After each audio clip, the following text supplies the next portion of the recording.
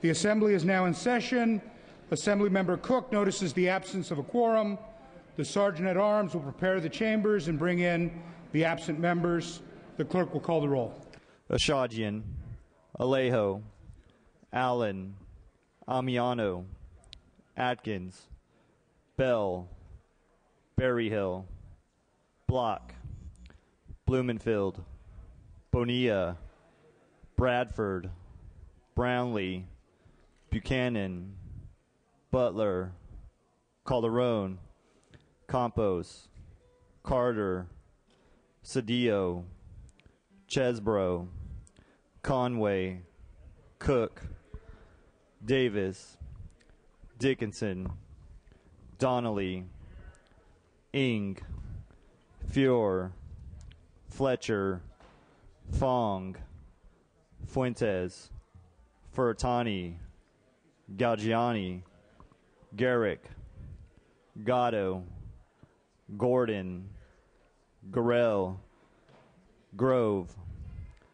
Hagman, Halderman, Hall, Harkey, Hayashi, Hernandez, Hill, Huber, Weso, Huffman, Jeffries, Jones, Knight, Lara, Logue, Lowenthal, Ma, Mansour, Mendoza, Miller, Mitchell, Monning, Morrell, Nestande, Nilsson, Norby, Olson, Pan, Perea, V. Manuel Perez, Portantino, Silva, Skinner, Smythe, Solorio, Swanson, Torres, Valadeo, Wagner, Wykowski, Williams, Yamada, Mr. Speaker.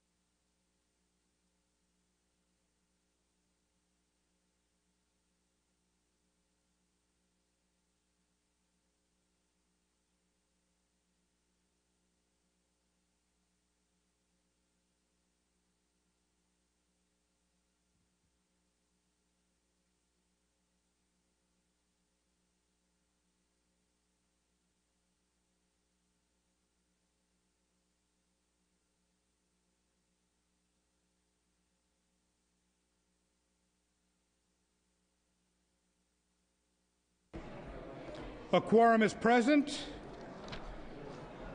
We ask our guests and visitors in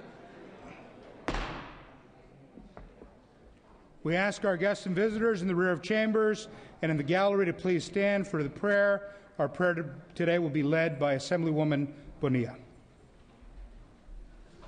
Please join me in a word of prayer. Father, we thank you for this day, and we thank you for your many blessings. The light of your presence leads all humankind to truth, justice, liberty, and freedom. Grant us a share in the light of your countenance by guiding these elected representatives gathered here today in legislating fair and wise laws for the greater good of the people of the great state of California. In your name we pray. Amen. We ask our guests and visitors to remain standing and join us for the flag salute. The flag salute will be led by Assemblywoman Mitchell. Thank you, Mr. Speaker. Colleagues and guests, please join me. I pledge allegiance to the flag of the United States of America and to the republic for which it stands, one nation, under God, indivisible, with liberty and justice for all. You may be seated. Reading of the previous day's journal. Assembly Chamber, Sacramento, Friday, February 18, 2011. The Assembly met at 7 a.m. Honorable Mike Otto, Assistant Speaker. Mr. Calderon moves. Mr. Hagman seconds that the reading of the previous day's journal be dispensed with. Presentation of petitions, there are none. Introduction and references of bills will be deferred. Reports of committee will be deemed read and amendments deemed adopted. Messengers from the governor, there are none. Messages from the Senate, there are none. Motions and resolutions. The absence for today's journal will be deemed read and printed. Mr. Calderon. Yes, Mr. Speaker and members, I request unanimous consent for Assemblymember Davis to have guests and photographers on the floor today in observance of Black History Month. Without objection. Also request unanimous consent to allow Assembly members Garrick and Skinner to speak on Adjourn in Memory. Without objection. Request unanimous consent also to suspend the rules to withdraw SB 69 from the Senate Budget and Fiscal, or Senate 69 from the Budget Committee and order the bill to third reading. Without objection. Also request unanimous consent to suspend the rules to allow Mr. Blumenfield to take up SB 69 without reference to file. Without objection. And finally, I request unanimous consent to suspend Joint Rules 28, 28.1, and 29 to accommodate the appointment of conferees for the Conference Committee on SB 69 and other committee requirements. Without objection.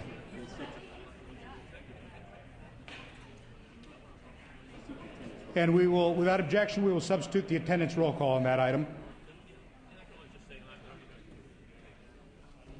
Members, I'd ask that you join me in welcoming my guests in the gallery, student leaders from across the state that are members of the California Association of Student Councils.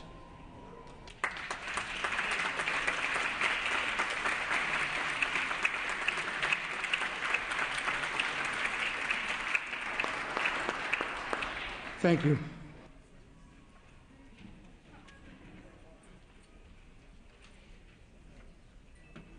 Mr. Fong, do you have guests from your district?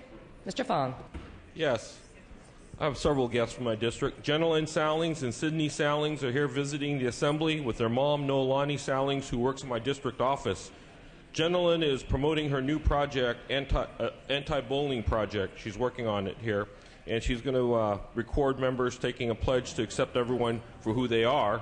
The first members to take the pledge have been myself and Assemblymember Ma. Thank you for your time.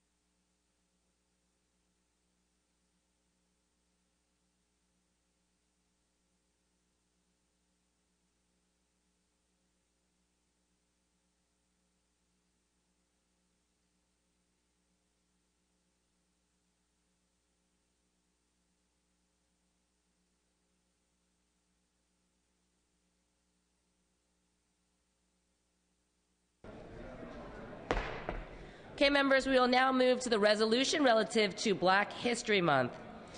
Without objection, we will take up file item 33, ACR 19 by Davis. Clerk will read. Assembly concurrent resolution 19 by Assemblymember Davis relative to Black History Month. Mr. Davis, you may open.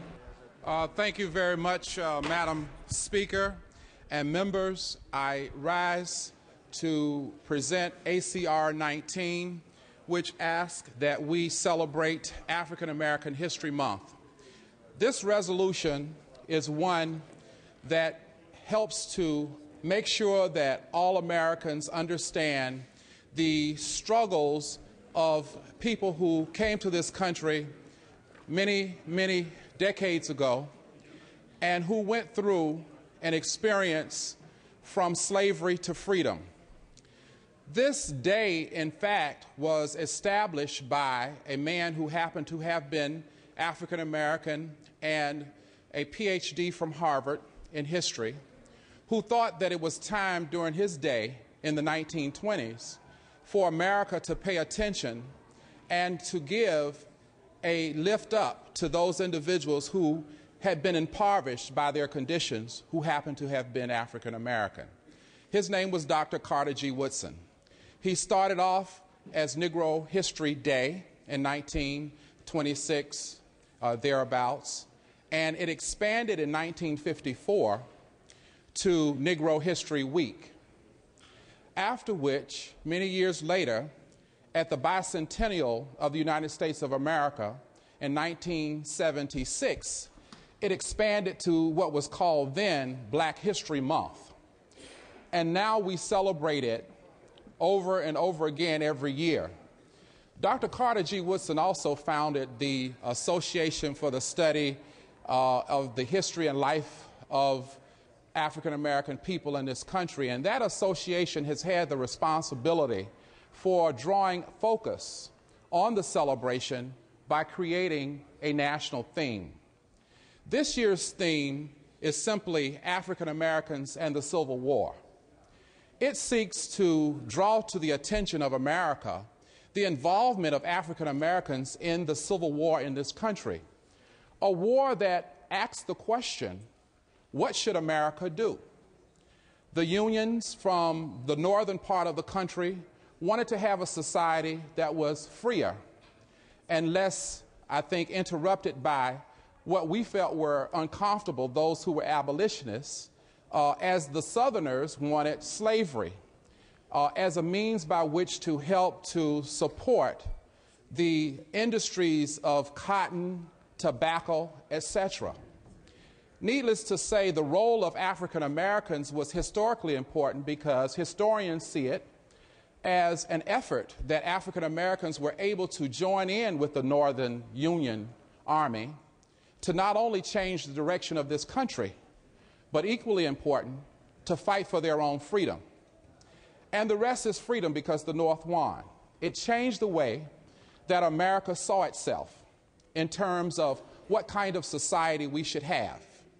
It said that we should have a society where, in fact, men are created equal, which you will notice is a general theme of the experience. That is that African American experience, which talks about their travel from slavery to freedom. It in itself, its journey in itself, is in fact an American journey, one of hope and one that shows that freedom can be obtained. Finally, I will say that here in this state of California, we're fortunate to have had involvement in government, particularly in this august body of the State Assembly. In around the early 1900s, the later 1900s rather, we had Frederick Roberts, I think it was his name, was the first African-American state assemblyman who happened to be, and my caucus members might chide me for this, he happened to be Republican, but he was the first member of this body. And it was important because it began a pathway for inclusion of African Americans in the state assembly. I will say that as we look at women, it was many years later, in 1966, that the first African American woman came to the state assembly, Her name was Yvonne Brathwaite Burke, and I was fortunate to work with her as she was a county supervisor. And so since that time, we have had the California Legislative Black Caucus since its earlier time in the 1900s. And today, there are many of us on the floor who are proud to serve in California and who are proud to serve here in the State Assembly. And our core values remain the same. You will see a heartbeat of issues to improve the quality of life for Americans that truly are centered around the African American experience from slavery to freedom. We ask that you join members of the United States in various states to celebrate African American History Month. Madam Speaker, I'd like to ask also for those who would be so inclined to serve as co-sponsors as well. Thank you. Mr. Bradford. Thank you, Madam Speaker. I too rise in observance to Black History Month here in the state of California in this great nation. As I stand here, I'm humbled at the contributions that African Americans have made, not only to the state, but to this nation as a whole. Many a times when we reflect on Black history, all we think about is the tragedies of slavery and sometimes only highlighting the African American first, be it in entertainment or sports. But I challenge you today to think about the great contributions that African Americans have made to this country and to the world. If you use the comb today, I ask you to remember Walter Salmons, who invented the comb. If you use the brush today, I ask you to remember Lydia Newman, who invented the brush. If you put your clothes in a dryer to dry them, I ask you to remember George T. Salmon. If you mowed your lawn anytime soon, which I haven't done, I ask you to remember John Burke. If you drive a car without the benefit of you having to shift it and have an automatic transmission, I ask you to remember Robert Spikes. If you traverse the streets of California in this nation and you appreciate the traffic light, then we have to remember Garrett A. Morgan. If you have a refrigerator in your home, you have to remember the name John Standard. And if you appreciate a warm house on a cold night, you must remember the African-American woman, Aleve Parker, who invented the heating furnace. And on these hot Sacramento days, you must remember Frederick Jones, who invented the air conditioner. And as we talk about high-speed rail in this country, the precursor to all public transportation, even before the bus, was the electric trolley, invented by Robert T. Robinson. And as we traverse this building and get into an elevator, I ask you to remember Alexander Miles, who invented the elevator. And as you drop a letter in the mailbox and you appreciate the cancellation that your letter has been received and has been postmarked, we must remember the name William Berry.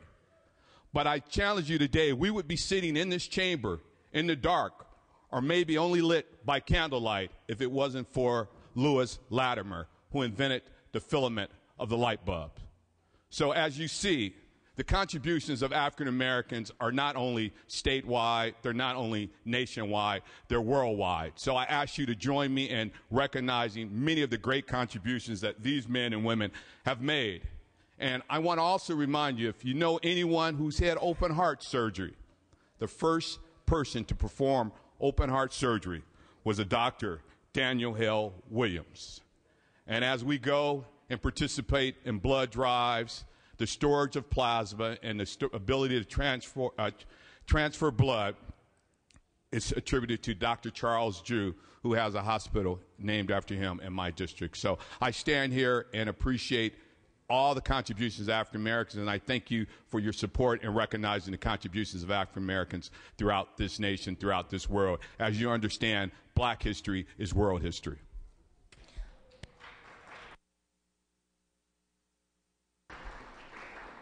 Mr. Furutani. Mr. Furutani. Thank you very much, Madam Speaker and members. As chair of the Asian Pacific Islander Legislative Caucus, I stand in support of this resolution and to also acknowledge and celebrate African American Heritage Month. All of the contributions and tributes that need to be made will be seen throughout this next few days of the month of February. But I think on this August body itself, the acknowledgement of our past speaker, Willie Brown, the acknowledgement of our past speaker, Karen Bass, really speaks to the role that African Americans have played in government, specifically the California legislature. The list of individuals, including our guest the other day, Senator Diane Watson, who started in the Assembly, other members, you name it, Gwen Moore, Maxine Waters, the list goes on and on and on. Their contribution to this August body and the People's House really is something that's a part of history. I think a good way to look at it is a book by Willie Brown himself, which is called Basic Brown. Some people argue that that's Willie's version. Maybe it is, but that is the prerogative of the author. But it's a great book if you want to get a sense of certain things happening in this body and how things used to get done. So it's a pleasure and honor to celebrate and acknowledge and respectfully support this resolution. Thank you, Mr. Davis, for bringing it forward. And absolutely, African American Heritage Month is something that happens in February, but should be celebrated year-round. Thank you very much. Ms. Carter. Thank you, Madam Speaker. I'm excited about asking you all to join Mr. Davis in approving ACR 19. I learned about African history long before I read Carter G. Woodson. I learned about African history from my grandfather when I was just barely able to walk. He taught me the values of Africa and about the contributions that they made to this country. And he also taught me that we were never slaves and that we were an enslaved people, but we were never slaves, so you would never hear me calling us slaves. He also taught me to look for values in black people, and the black people that were around me were my aunts and uncles and people down the street. And later on, I learned to recognize those values from people in government, people, inventors that we just heard about that I can copy from. He also taught me to make sure that I learned to act like those people and to treat people right and to learn values from African people, values that will transcend race. And so I learned that from my grandfather. Later on in school, I learned from Carter G. Woodson and all the people around me.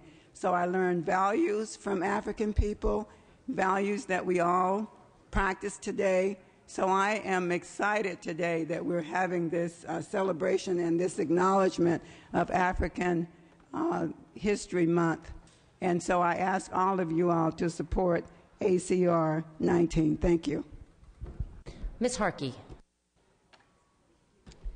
Thank you, Madam Speaker. Members, I also rise in support of this ACR. It's very, very important to remember that Abraham Lincoln, who was the, in essence, kind of grandfather of the Republican Party, the founder, fought very hard to free the slaves and to free those African Americans that we now have in enjoying all the prosperity that this country has to offer. They fought a long and hard struggle. I grew up in the 60s. I remember Rosa Parks. I remember the things that went on then. I remember the battles and Martin Luther King. What he did was phenomenal for his people and for the country as a whole. And this is to be remembered. But we've had some recent real successes, I think, on our side of the aisle, and one of them is Colin Powell. He, was a great man and a great leader. We had Condoleezza Rice. She was first female African American to serve as Secretary of State. Colin Powell, the Secretary, Joint Chiefs of Staff. We've had Michael Steele, who up until recently was the chairman of our party. I think that we have a lot more in common than what drives us apart. And one thing is equality for all and opportunity for all. We want everyone to have the opportunity for their children and their children's children to enjoy all that America can be. And so I rise in support of this, and I thank my African American members on this floor for working and struggling so hard to be here to represent the people that you love and this community and this great state. Thank you so much. Mr. Speaker. Speaker, members, I rise to join in commemoration of Black History Month. This ceremony is an opportunity for us to reflect on the Black experience and contribution in America. And it's important to take time to remind ourselves of how far we've come as a society in terms of securing justice and equality for all our citizens. I was part of the first generation whose understanding of the civil rights movement came from lessons in a history class. And in the ensuing years, we've come to have a better perspective on the Black experience in America. I was very fortunate to have studied under a first Black Studies professor at the University of California system, Professor Ron Takaki. It's a fitting statement that the first Black Studies program at the University of California was created by a Hawaiian-born Asian American professor. That speaks to one of the greatest strengths of our state, our acceptance of people from every background and every walk of life. Certainly, there are many moments in the history of blacks in America that we can celebrate. I think there's a very fitting example that's tied indelibly to California and speaks to our role in creating a more just society for the entire country. Everyone recognizes the power of the moment when Dr. King stood up and declared that he had a dream. But what many don't realize is that prior to that moment, there had been another march for jobs and freedom planned in Washington, D.C., some 20 years before Dr. King's inspiring call to let freedom ring from every mountaintop. That march was primarily organized by two men, A. Philip Randolph and Bayard Rustin, and the legacy of the early effort would have an enormous impact on California. In the moments following the fall of France, when it became apparent that the United States would be eventually entering the Second World War, Randolph and Rustin planned a march on Washington for jobs and freedom. They understood that political justice must be linked with economic and social justice. And as the defense industry began gearing up for the inevitable conflict, Randolph and Rustin saw the inherent irony in a segregated United States fighting against totalitarian dictators in the name of freedom and liberty. President Roosevelt was sympathetic to their effort, but was too dependent on support of Southern Dixiecrats in Congress to push for an aggressive civil rights effort. Instead, Roosevelt did something momentous. He bypassed the Congress altogether and took action in the form of Executive Order 8802, the Fair Employment Act. President Roosevelt's order prohibited discrimination in employment in the defense industry and in government hiring and training practices. For the first time in our history, many black Americans had the opportunity to find decent quality work that would allow them to move into the middle class and lay the groundwork for a future generation of prosperity. The availability of jobs in the defense industry had an enormous impact on our country, and in particular on California. Blacks left the South and came to places like Oakland and Richmond and Los Angeles, where they could finally have the opportunity to work for decent wages and provide for their families. Randolph and Rustin's effort paved the way for the expansion of the black middle class by opening the doors of manufacturing jobs in the defense industry and through government services. Within 20 years, black Americans had accumulated some measure of economic power. Certainly it wasn't enough, but it was enough to ensure that the cares and concerns of black Americans could never again be ignored, and that the economic power created the opportunity for Dr. King to stand before an integrated audience of hundreds of thousands of Americans and remind this country that all of our citizens are created equal. By removing the impediments to quality jobs, Randolph and Rustin were the catalyst for the fundamental transformations in the civil rights movement. Because of their efforts, the civil rights movement was able to form a critical mass that would ensure that the dream would not be deferred any longer. Much of that critical mass formed in California, and it is a profound honor for our state that we have here to celebrate. We know that for all the progress we've made, we still have a way to go. The civil rights movement was not just about securing voting rights for Southern blacks, though that was an essential step. The civil rights movement was about securing full economic, social, and political equality for every American, regardless of their background. It was, in its purest sense, about making more perfect our Union. And just as our state's entry into the Union tipped the balance forever against the slave states, California was essential in forming that critical mass that was determinant in ensuring every person in this country have the opportunity to live their American dream. That's the legacy we're proud of and one that we celebrate today. Thank you. Ms. Mitchell. Thank you, Madam Speaker. First of all, on behalf of Mr. Foratani, we want to recognize a third African-American speaker that this great House has had the opportunity to be led by, and that was Speaker Herb Wesson. I rise in support of ACR 19 and thank the Vice Chair of the African-American Caucus and my fellow colleagues who've spoken to the resolution today. But I stand today as the very proud black mother of a black 10-year-old son, a fifth grader who had a heritage report that was due today. And we spent the weekend talking about what it meant to be an African-American young man in 2011.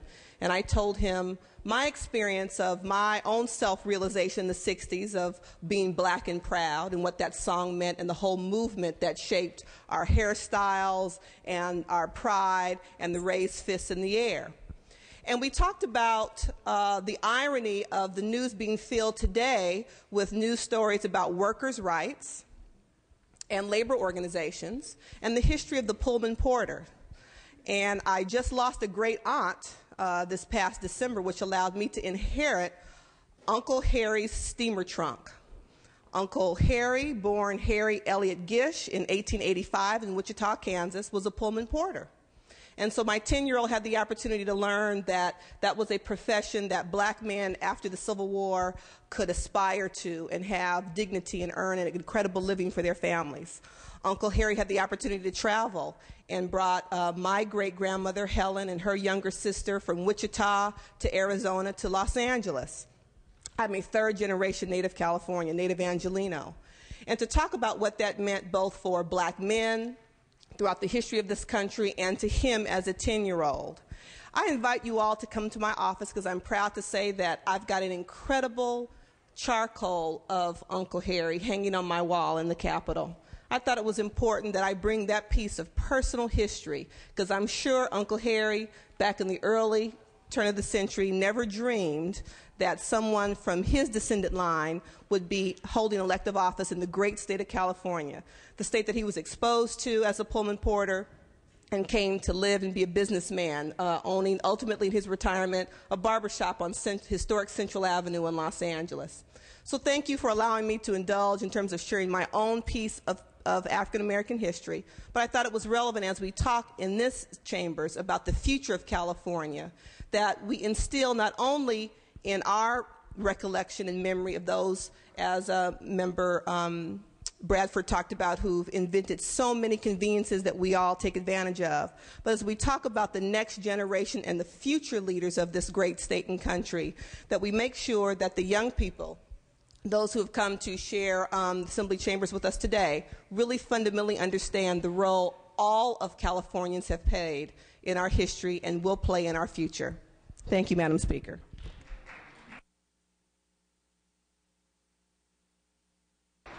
Mr. Calderon.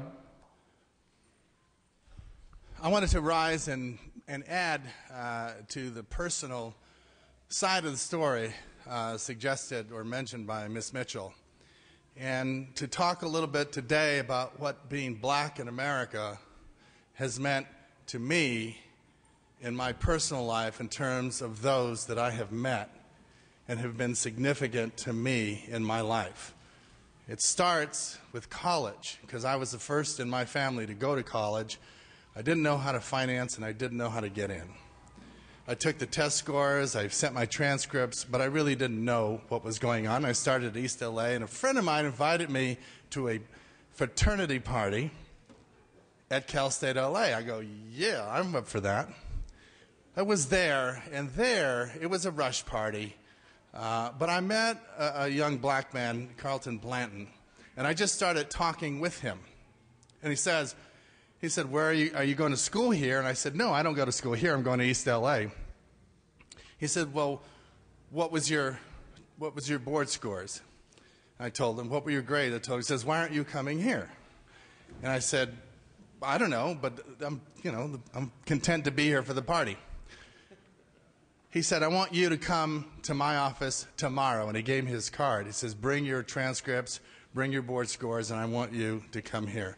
He looked at him, and he said, we start in 1 week, and you're starting here at Cal State Los Angeles, where I ultimately was accepted and got my 4-year degree.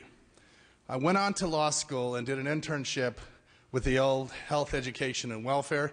I worked for the Office of Contract Compliance, monitoring discrimination in federally assisted program. And the head of that department in a Republican administration was black.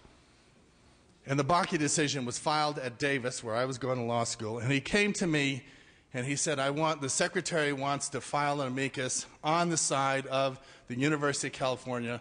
I want you to do the initial draft.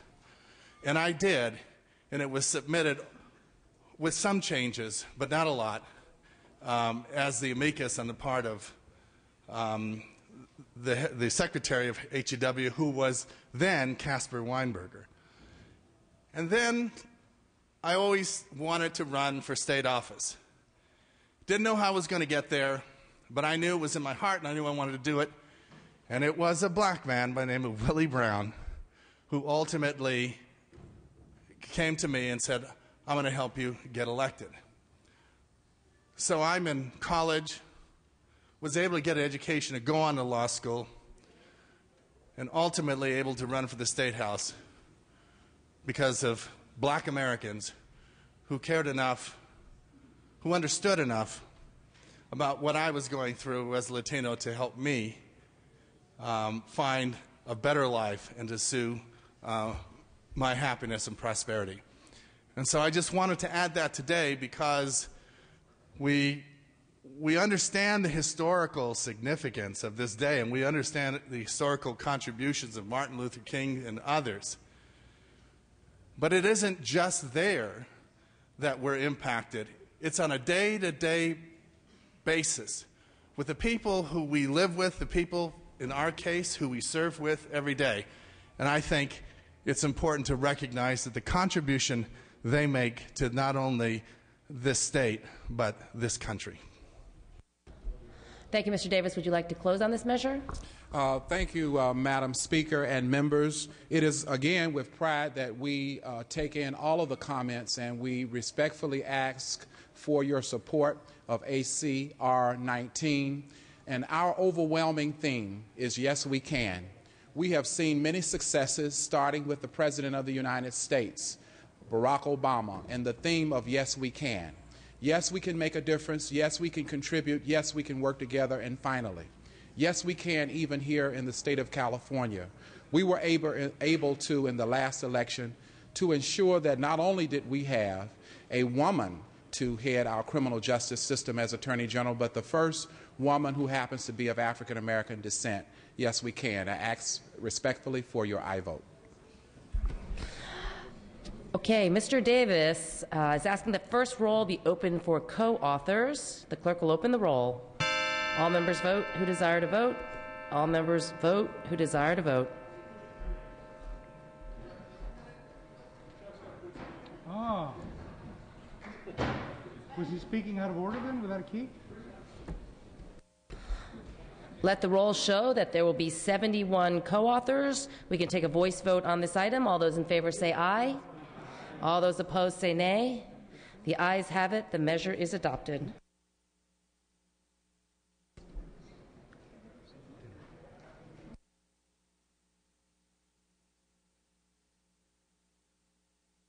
Okay, members, we're going to direct our attention to a special performance right now in honor of Black History Month.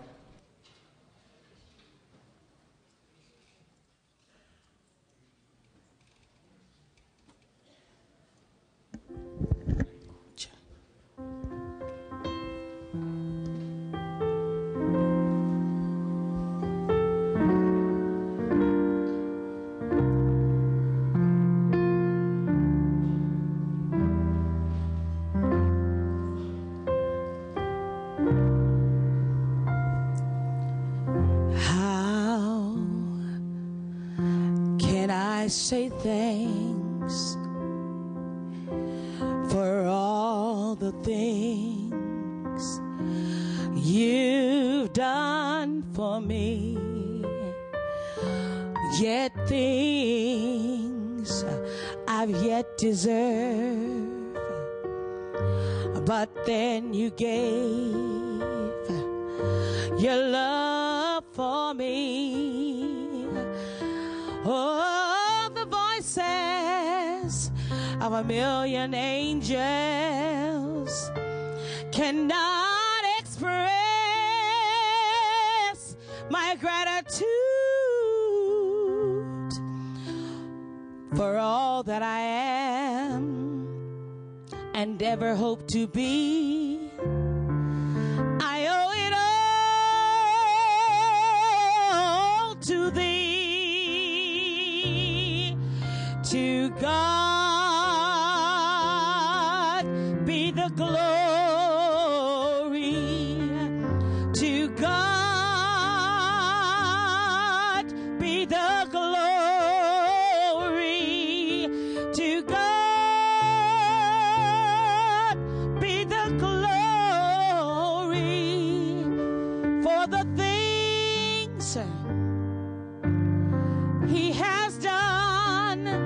For with his blood he has saved me, and with his power he has raised me. To God be the glory for the things he has done.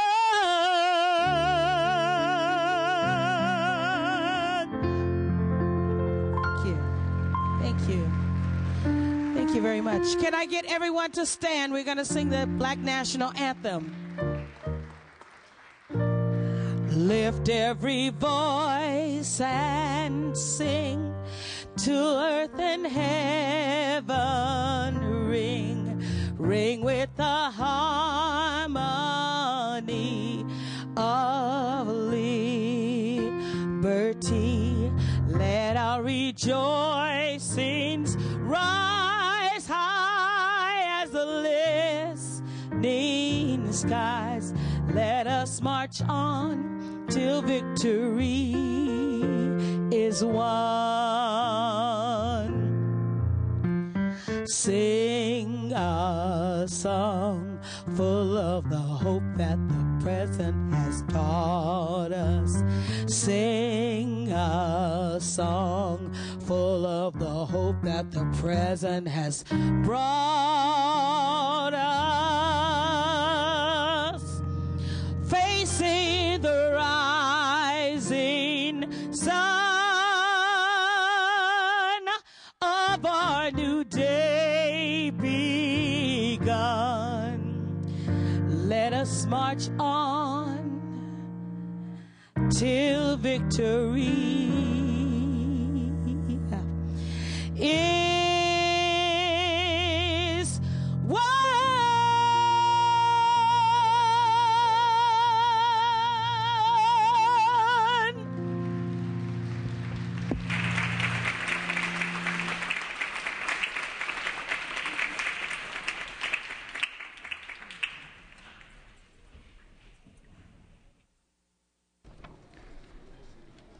Business on the daily file. We will take up SB 69 without reference to the file. Clerk will read it. Senate Bill 69 by the Senate Committee on Budget and Fiscal Review, an act relating to the Budget Act of 2011. Mr. Blumenfield. Thank you, Mr. Speaker, members. This bill is a budget vehicle we're using to create the Budget Conference Committee.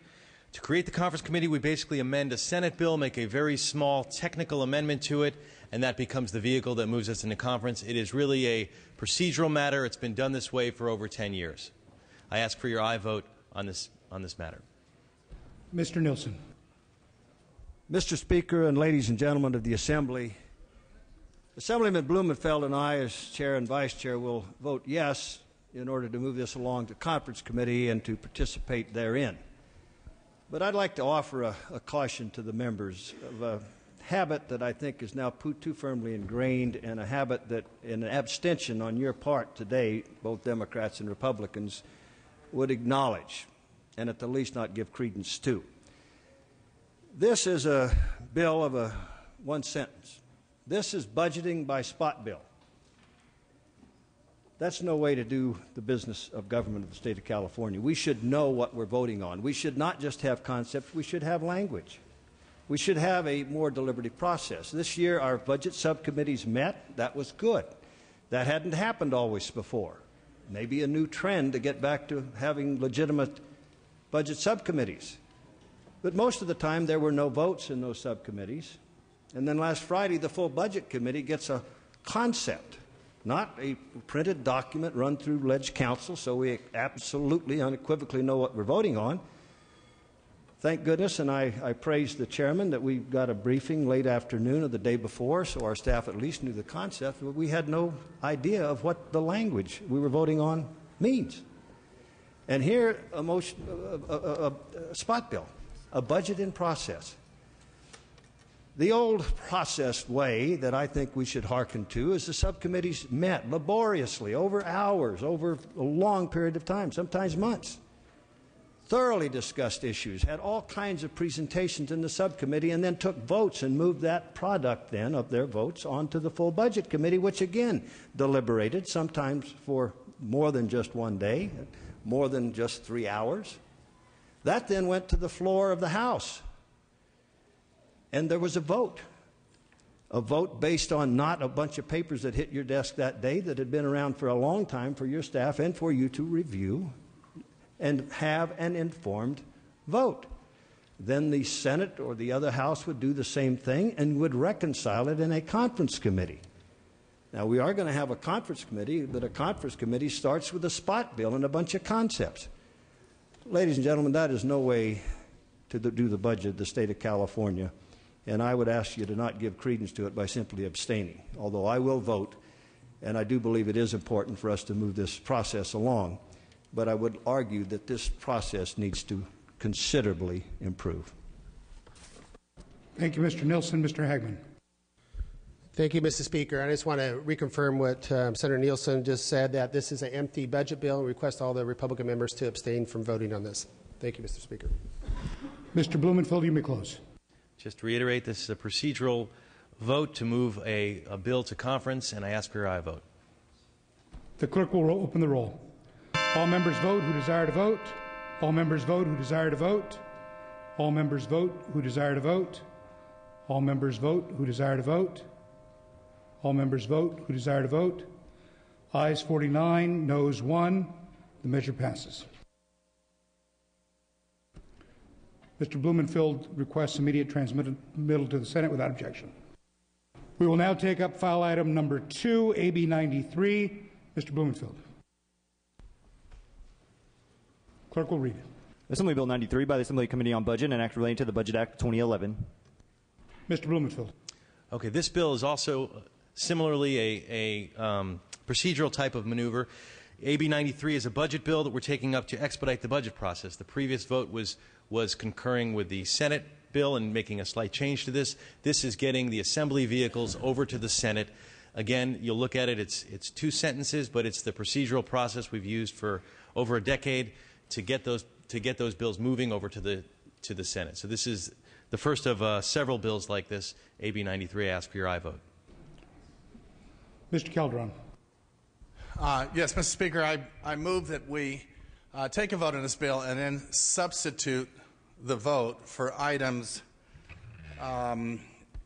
3 through 31. We will do that after we proceed with this vote. Mr. Nielsen. Mr. Speaker and ladies and gentlemen of the Assembly, a similar argument here, and in this case my vote is not required, so I will be also abstaining on these trailer bills. Again, a little bit of historical reference. Yes, maybe we've been doing this for 10 years, these trailer bills, profusion of trailer bills. Doesn't make it a good process. Historically, trailer bills were for the purpose of the implementation of the budget. What they've morphed into, particularly it appears to me over the last decade, each trailer bill is a mini budget, introducing all kinds of new ideas and concepts and expenditures and appropriations to the process, and it complicates enormously. I think we had 22 trailer bills last year. I think they were voting on to move ahead 30 trailer bills now. Again, you're voting on something you have no idea what it is or what it's going to become. And I would argue that we should then get back to the historic practice of only a very few trailer bills to truly implement, as required by law, the provisions that we had voted on in the budget, not this mass scurry and scramble of a whole new venue of budget. So you're going to be voting on about 31 budgets here. Keep that in mind. And I would urge an abstention. Mr. Hagman. Thank you, Mr. Speaker. Again, just to confirm, I would ask all our members from our caucus to look at these as empty trailer bills and not to vote one way or the other, but abstain from the vote today. Mr. Blumenfield, you may close. Thank you. I just want to say I'm certainly open to working with the Vice Chair on budget reform as the year moves on. We're in a economic fiscal crisis right now. We have a process in place. This is part of that process, and we're operating at an extremely accelerated pace to get this done. So I would urge us to continue with that through this process and vote aye on these bills, or on this bill first. Clerk will open the roll. All members vote who desire to vote. All members vote who desire to vote. All members vote who desire to vote. All members vote who desire to vote. Ayes 49, noes 0. Measure passes. Mr. Blumenfield, do we need immediate transmittal?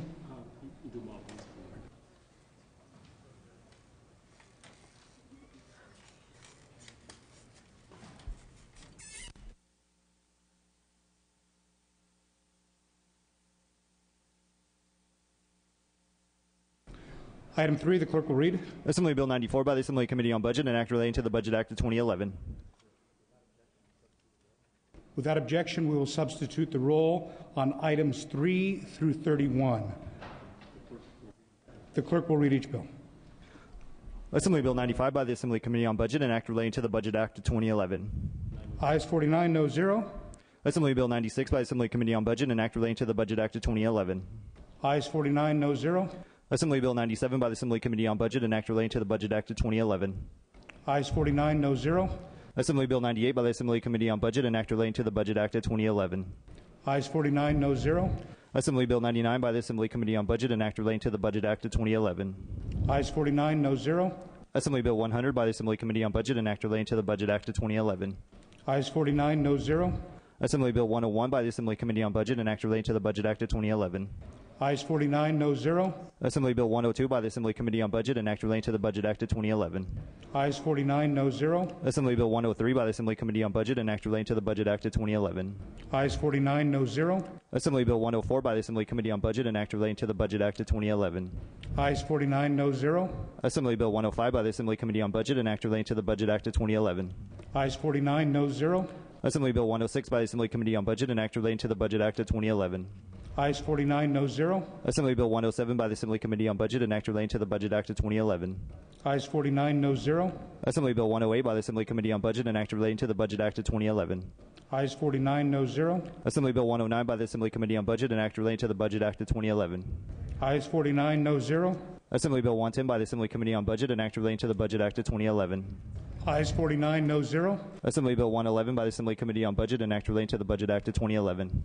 Ayes 49, noes 0. Assembly Bill 112 by the Assembly Committee on Budget and Act relating to the Budget Act of 2011.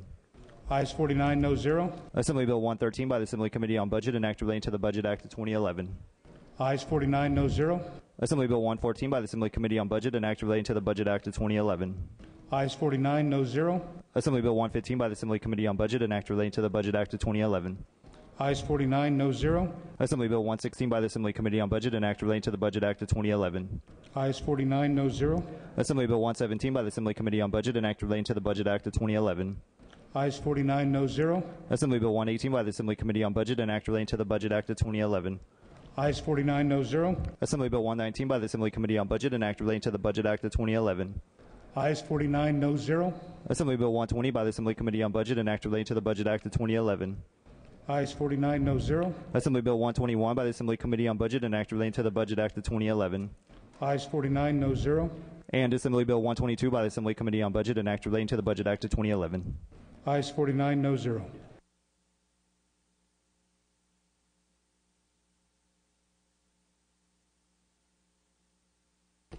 Okay, members, we're going to file item 1, ACR 2. Clerk will read. Assembly concurrent resolution 2 by Assemblymember Smythe relative to Spay Day USA 2011. Mr. Smythe. Thank you, Madam Speaker, and members. In deference to time, just want to ask this body that we join in the rest of the country in recognizing today as National Spay Day, and most of the information on the importance of voluntary spay and neutering programs throughout the state is all to be had on your laptops and in your analysis. So I thank you for supporting this in years past. Ask that the first roll be open for co-authors. Okay, Mr. Smythe is asking for the first roll to be open for co-authors. Clerk will open the roll. All members vote who desire to vote. All members vote who desire to vote.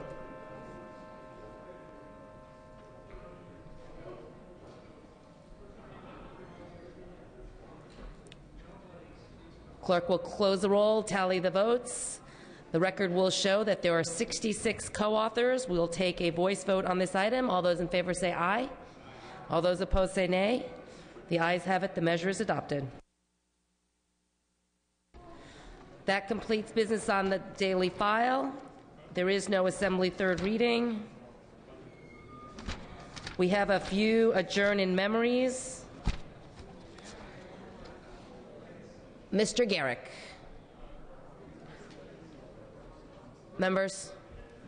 Thank you, Madam. Thank you, Madam Speaker. Members, I rise today to remember Joni Valines, the mother of former Assembly Republican leader Mike Valines.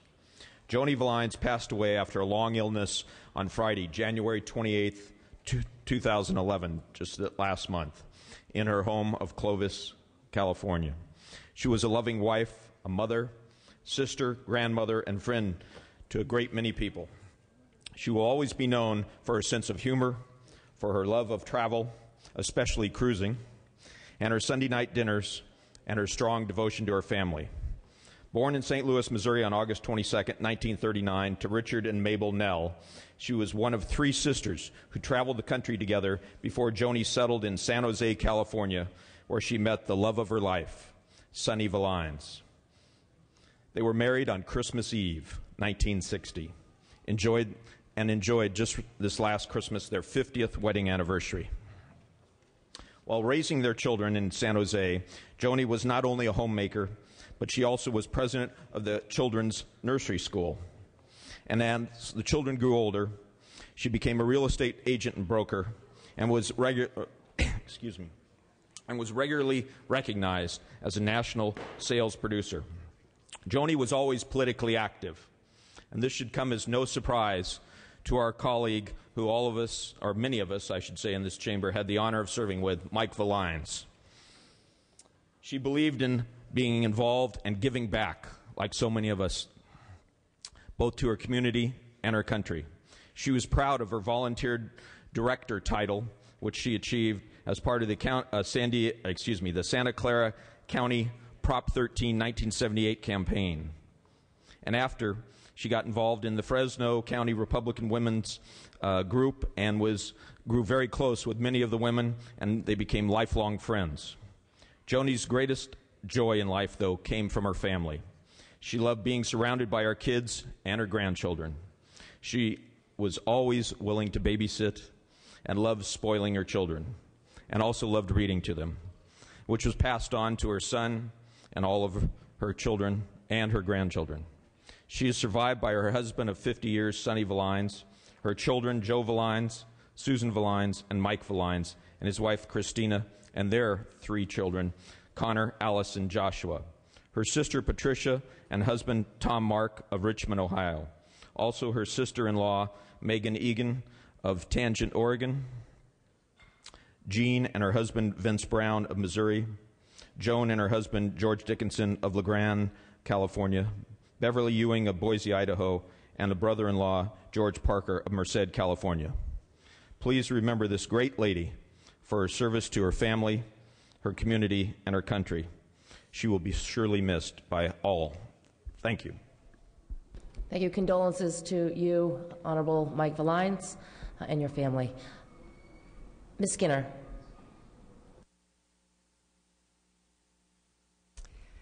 Thank you, Madam Speaker. Members, I rise to honor the passing of David McDermott. My district in the city of Richmond recently endured a great heartbreak with the passing of David McDermott. He serves the public of Contra Costa County for 2 decades. He was first elected to Richmond City Council in 1983, where he held that position until 1991. Afterwards, he was elected to serve on the Contra Costa College Board of Trustees and was a member of that board for 12 years. Over his 20 years of public service, Mr. McDermott provided the people of Contra Costa and the city of Richmond with pivotal leadership as well as a prominent legacy.